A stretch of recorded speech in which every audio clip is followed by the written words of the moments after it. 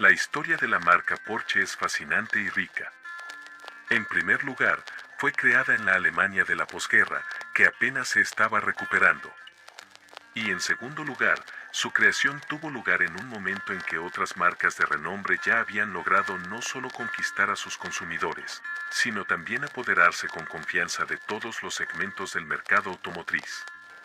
Pero incluso en ese turbulento y lejano pasado, Porsche logró no solo sobrevivir y mantenerse a flote, sino también ganarse el título de una de las marcas de automóviles más prestigiosas, populares y deseadas.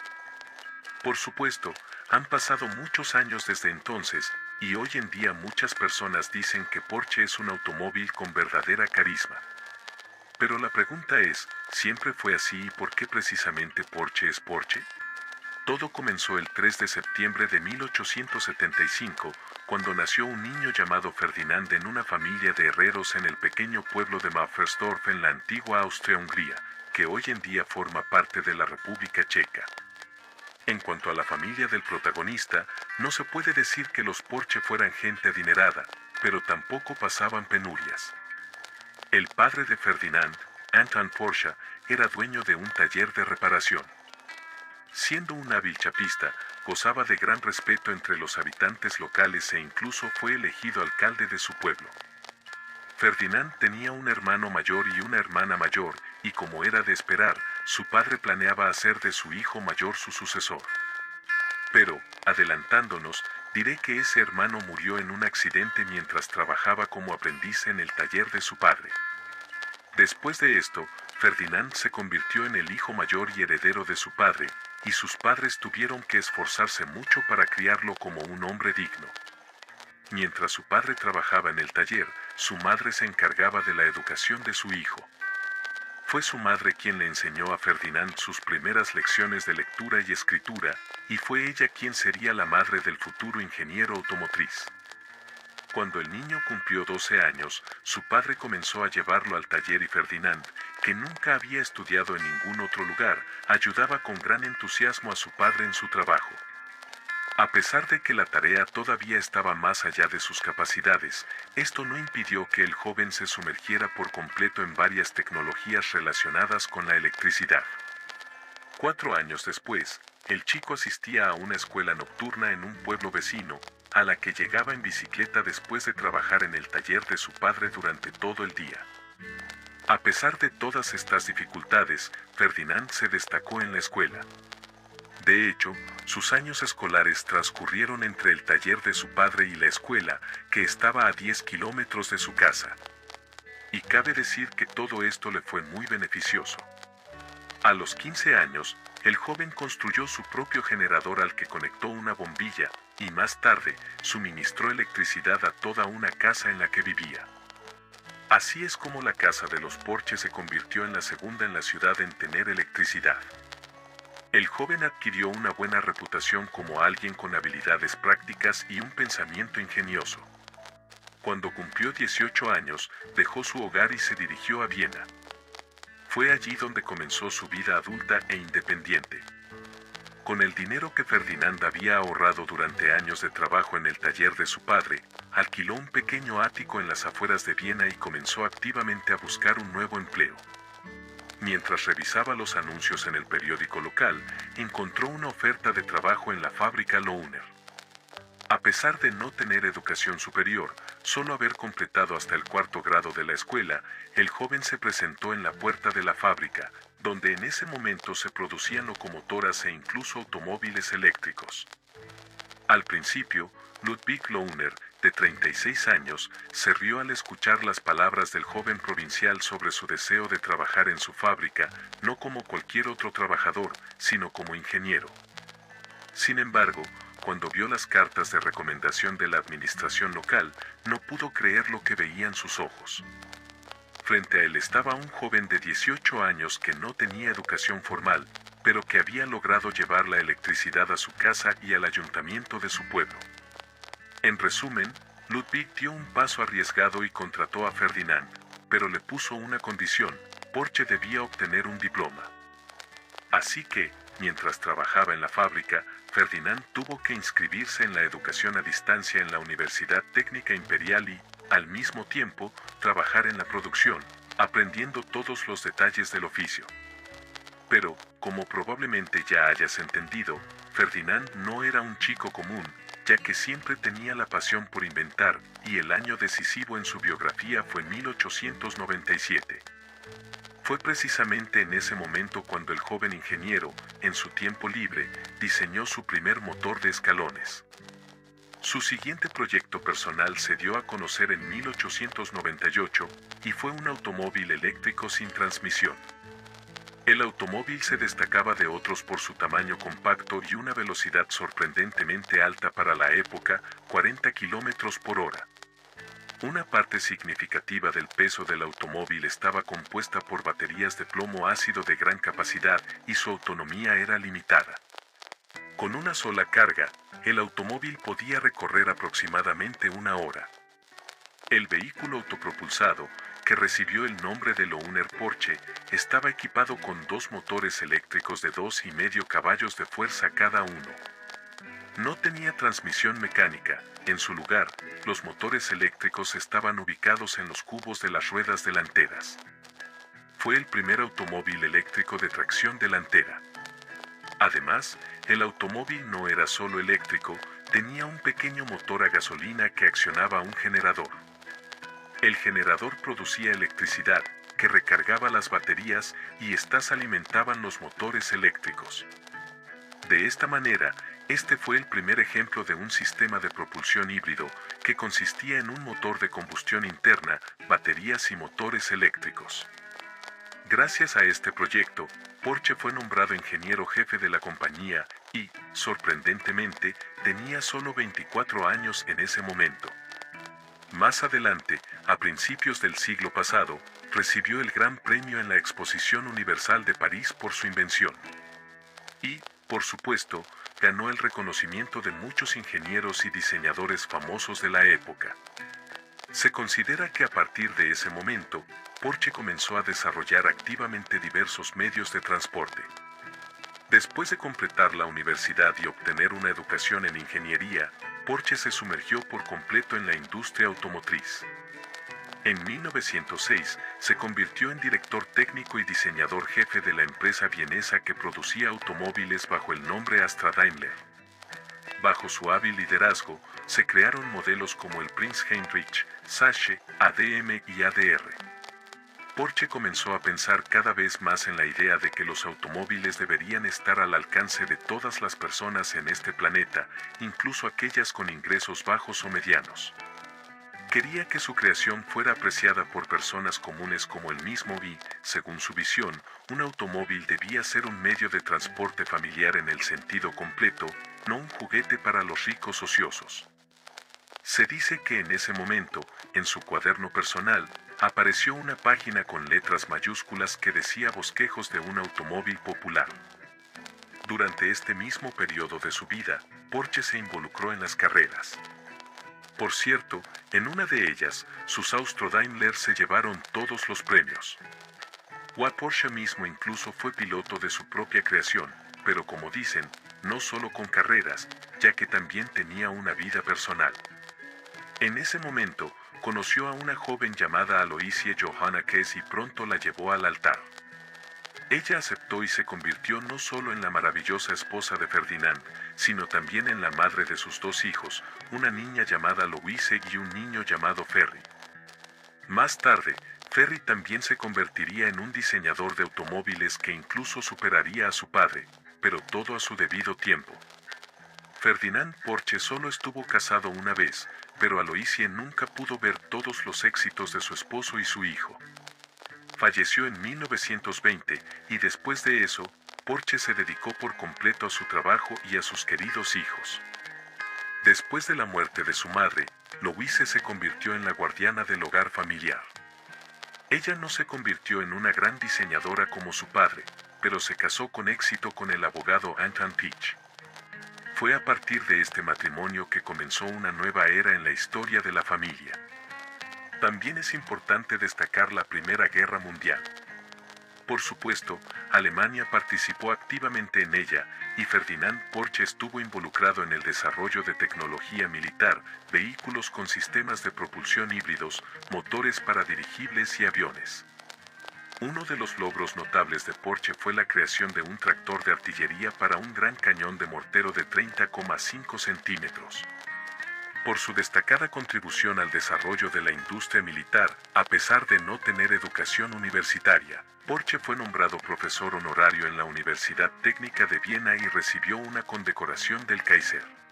Los Mercedes más famosos creados bajo la dirección de Porsche fueron los modelos deportivos de la serie S. Y el primer logro de Porsche como diseñador jefe de Daimler-Benz fue el automóvil Mercedes 360. Este vehículo deportivo disfrutó de una gran popularidad no solo entre los alemanes adinerados, sino también entre los verdaderos aficionados a la tecnología de élite. Por cierto, este logro le valió a Porsche un doctorado honorario. Pero todo esto era solo su trabajo. Él no tenía su propio negocio y era simplemente un empleado asalariado, aunque bien remunerado y respetado, pero la palabra clave aquí es asalariado. Ferdinand comprendía que debía dedicar su vida a un negocio propio, y cuando tenía 55 años, dejó Daimler para emprender su propio camino. Uno de los principales principios de vida de Ferdinand Porsche era una fórmula simple: el trabajo honesto y diligente siempre dará resultados.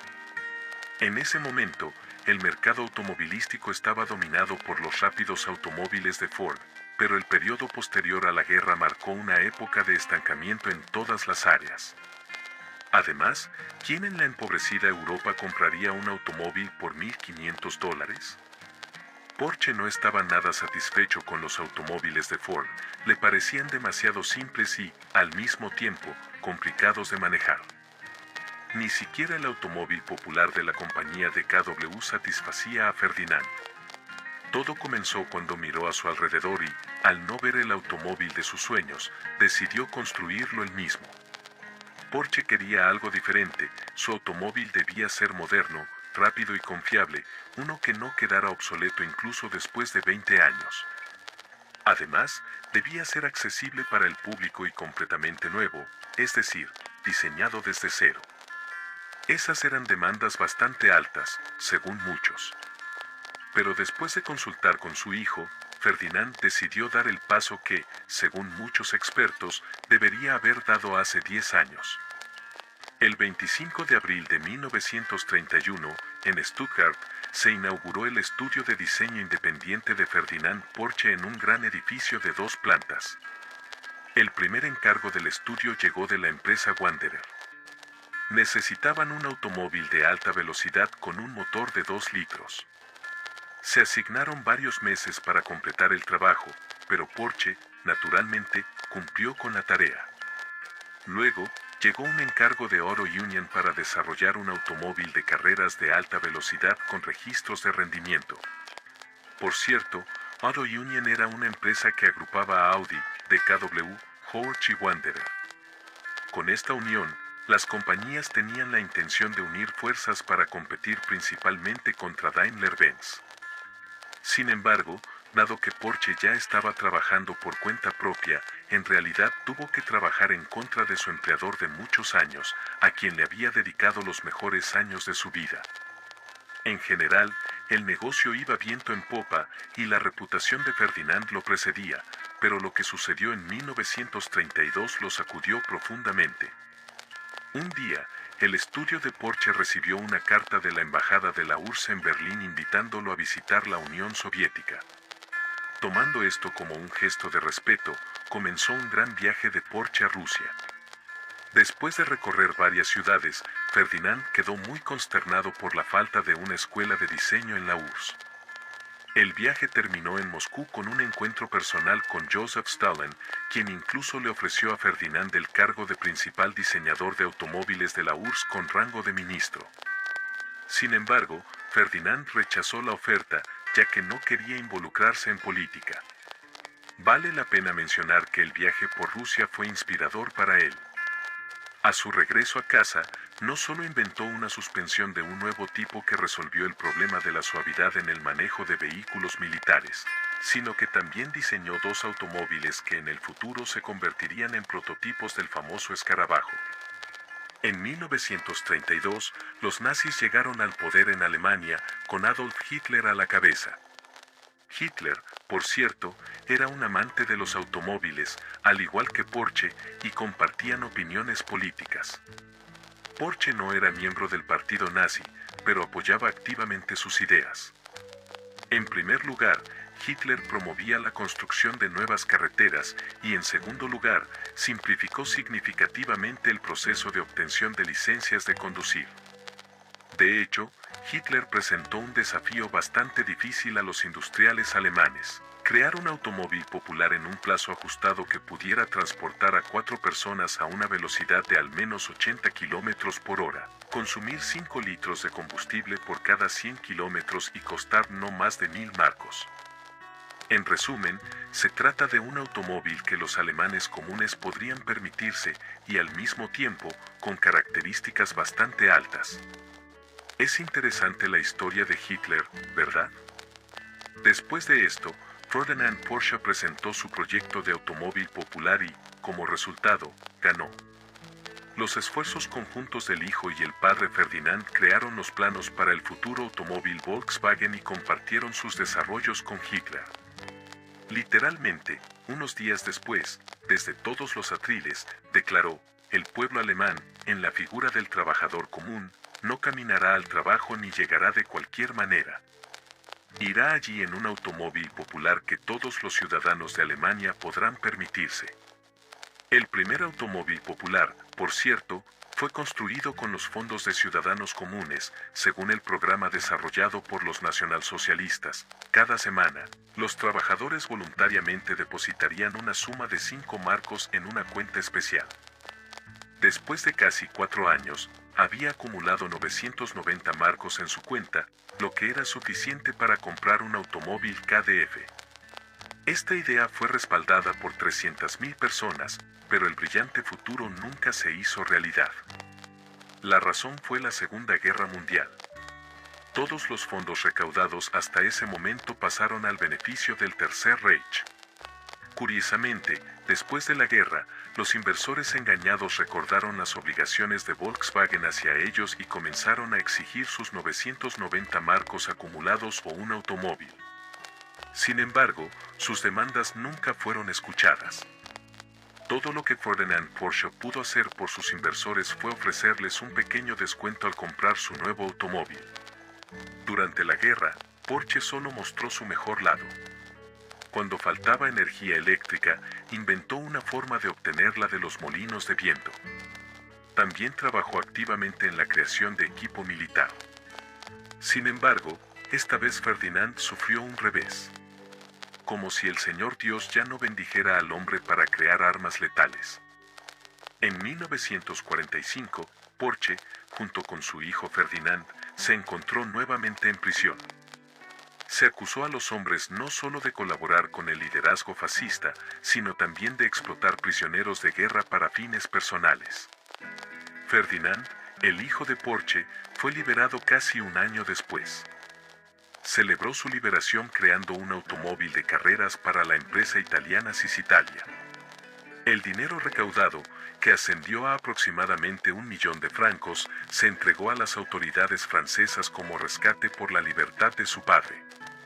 Por cierto, incluso cuando Porsche padre estaba tras las rejas, no perdió el ánimo y continuó trabajando en los diseños de futuros automóviles. Incluso se argumenta que durante su encarcelamiento, el ingeniero colaboró activamente con la compañía Renault, ayudando en la creación del modelo 4 caballos.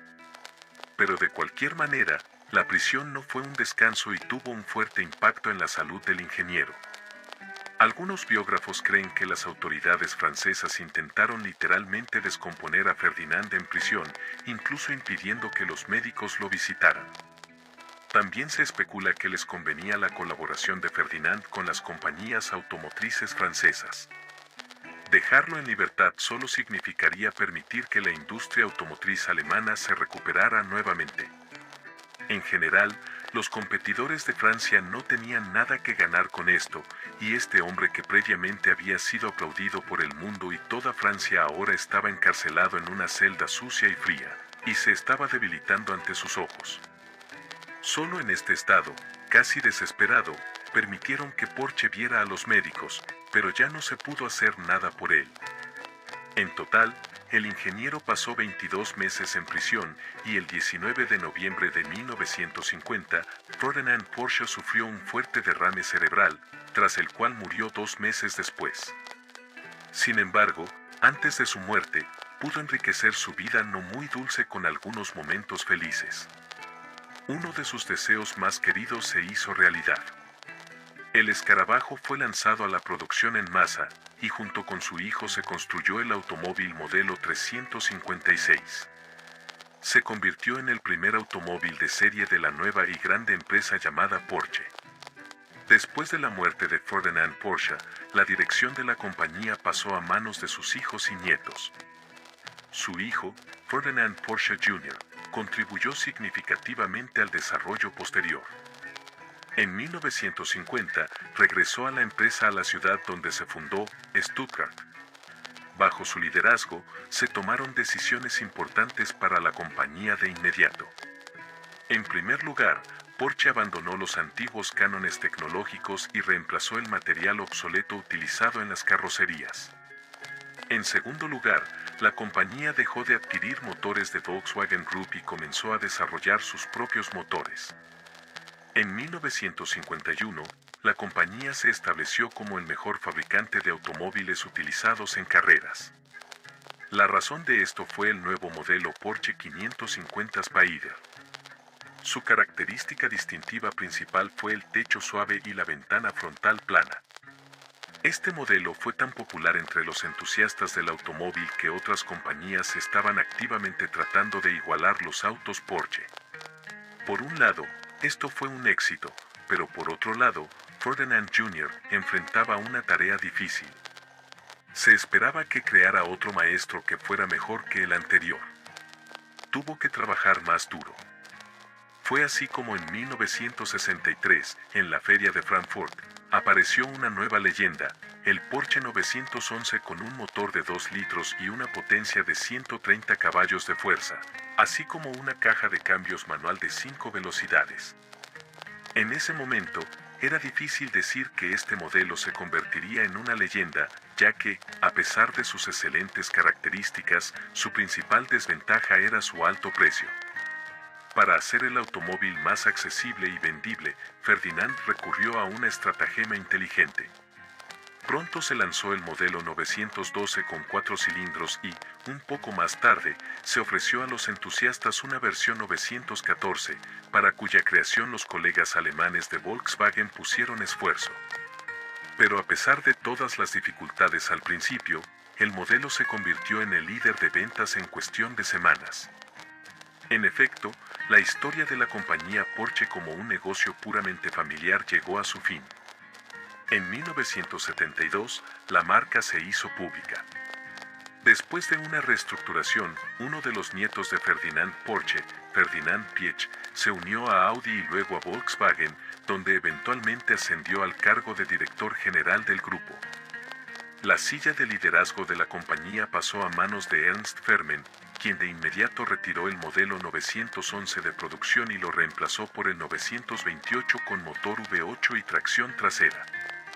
Sin embargo, después de un periodo corto de tiempo, quedó claro que el 911 era mucho más demandado que el 928. Como resultado, Fermen perdió su puesto de liderazgo y fue reemplazado por Peter Schulz. Con la llegada del nuevo CEO, la compañía volvió a centrarse en el Porsche 911. Él modificó activamente los modelos existentes y trabajó en la construcción de nuevos. En marzo de 1977, se introdujo el Porsche 928 de 8 cilindros con una potencia de 240 caballos de fuerza, que se convirtió en el auto del año en Europa en 1978. En 1979, se lanzó el Porsche 928S mejorado con un motor de 300 caballos de fuerza. Una ventaja de este último modelo fue su capacidad para alcanzar velocidades de hasta 250 km por hora. En 1982, la compañía lanzó el modelo Carrera con un motor potente de 231 caballos de fuerza. En 1983, el motor Porsche Tag V6 se convirtió en el motor de carreras alemán más exitoso en la Fórmula 1. En 1985, se presentó el superdeportivo Porsche 959, basado en el 911. Fue producido en una edición limitada de 292 unidades. Este fue el automóvil más rápido de su época permitido para circular en carreteras públicas. Los años 90 se caracterizaron por una estrecha colaboración de la marca con el fabricante japonés Toyota. Como resultado de esta colaboración fructífera, se planteó el concepto de producción eficiente. Porsche también recibió ayuda en el desarrollo de vehículos híbridos. Esto llevó a la creación de una versión actualizada del 911 con un motor más potente, techo retráctil y tracción hidráulica. Sin embargo, a pesar de esta línea de modelos, a mediados de los años 90, la compañía enfrentó pérdidas debido a una gestión deficiente. Para mejorar la situación de la empresa, se nombró a Wendelin Wiedeking como nuevo director ejecutivo. Bajo su liderazgo, se desarrolló el nuevo modelo Porsche 993. Después de una exitosa presentación, se discontinuaron modelos como el Porsche 928 y el Porsche 968. En 1996, se puso a la venta otro modelo inusual, el Porsche Boxster, que se convirtió en la nueva cara de la marca. Su diseñador, Harm Legge, se inspiró en los primeros automóviles de la compañía, como el Porsche 550 Spider y el Porsche 356 Speedster, al diseñar su apariencia. El automóvil más inusual en la historia de la marca fue presentado en 2002. Fue el SUV deportivo Porsche Cayenne, desarrollado en colaboración con Volkswagen y en muchos aspectos similar al Volkswagen Touareg. Para su producción, la empresa construyó una nueva planta en Leipzig y la producción comenzó al año siguiente. El Porsche Cayenne se convirtió de inmediato en el producto más demandado de la marca, aunque la reacción ante su diseño controvertido y el hecho mismo de la existencia de dicho automóvil fue ambigua. Por cierto, desde entonces, exactamente la mitad de las ventas y la mayoría de las ganancias se debieron al Cayenne, que luego se actualizó en 2008. Pero el Cayenne no solo se convirtió en el superventas de la marca gracias a su suspensión confiable, buena maniobrabilidad y excelentes capacidades todoterreno. También fue la razón por la que surgió su hermano menor, el SUV compacto Macan, que se presentó en 2013 en el Salón del Automóvil de Los Ángeles. Además de actualizar y ampliar las líneas de los modelos existentes, los esfuerzos principales de la compañía desde entonces, en realidad, se han centrado en un solo objetivo: prepararse para el lanzamiento del Porsche Panamera de 4 puertas, que se presentó oficialmente en abril de 2009 en el Salón del Automóvil de Shanghái. La segunda generación del Panamera se presentó en 2016 y fue significativamente diferente de la generación anterior. En 2017, la compañía celebró su mayor logro. El 11 de mayo de 2017, en Sachsenhausen, salió de la línea de montaje el millonésimo ejemplar del modelo 911. Por supuesto, no podemos dejar de mencionar la historia de la creación del logotipo de la compañía. Mientras que el nombre de la marca es claro, el emblema único fue diseñado en 1950 por Porsche, su hijo y un pequeño grupo de personas de confianza.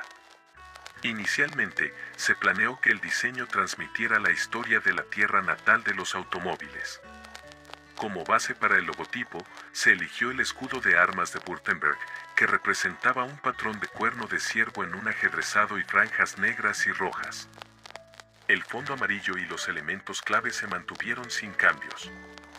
La elección de colores recuerda en gran medida al fuego, fuerte e incontrolable, al igual que los automóviles Porsche. En el centro de la composición del logotipo se decidió colocar un caballo al galope como símbolo de impulso hacia adelante y el deseo de perfección. Actualmente, la producción de Porsche está en gran medida cooperando con el grupo Volkswagen y es junto a ellos que se trabaja en la mejora de los automóviles. En realidad, no hay nada sorprendente en esto, ya que el 51% de las acciones de la compañía pertenece a Porsche Automobile Holding C. Y desde diciembre de 2009, el 49% de las acciones pertenecen a Volkswagen AG. Hoy en día, Porsche es una empresa pública y algunas de sus acciones se cotizan en la Bolsa de Frankfurt. Pero incluso después de casi 80 años, la familia Porsche sigue siendo uno de los accionistas principales. Los ingresos de la empresa para el año financiero 2010 fueron de casi 8.000 millones de euros, lo que constituye un récord absoluto en la historia de la empresa. Durante el mismo periodo de informes, se vendieron 81.850 automóviles y se produjeron 89.000. La historia de la compañía Porsche es otra evidencia de que cuanto más apasionado esté alguien por su trabajo, más puede lograr. Se considera que gracias a Ferdinand Porsche, los automóviles de origen alemán adquirieron su alta reputación, principalmente como los más confiables, duraderos y prestigiosos. Bueno, las palabras que Ferdinand dijo una vez todavía son conocidas por todos nosotros: si quieres hacer algo bien, hazlo tú mismo. Amigos, ¿qué opinan personalmente de esta marca de automóviles y han tenido alguna experiencia conduciendo un Porsche? Asegúrense de compartir su opinión en los comentarios. También, si les gustó el video, no olviden darle like. Hasta pronto.